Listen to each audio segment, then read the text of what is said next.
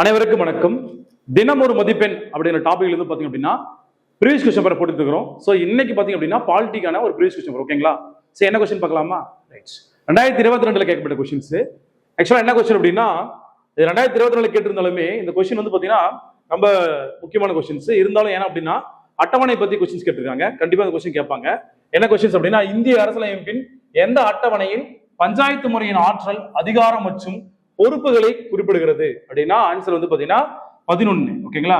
11வது அட்டவணை. இந்த அட்டவணை வந்து பாத்தீங்கன்னா 1992 73வது அமெண்ட்மெண்ட்ல சேர்க்கப்பட்டது. ஓகேங்களா?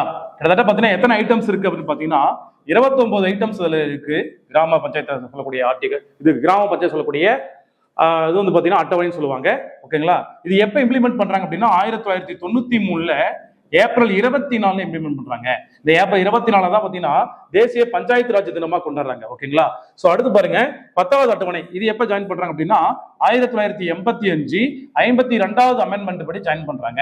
சோ இது என்னன்னா அப்படின்னா கட்சி தாவல் தடை சட்டம், ஆன்டி டிஃபெக்ஷன் லான்னு சொல்லுவாங்க. சோ அடுத்து 7வது அட்டவணை பாத்தீங்கன்னா எப்ப கொண்டு வராங்க? ஆக்சுவலா இது வந்து பாத்தீங்கன்னா 7வது அட்டவணை. கட் பண்ணிக்கோ.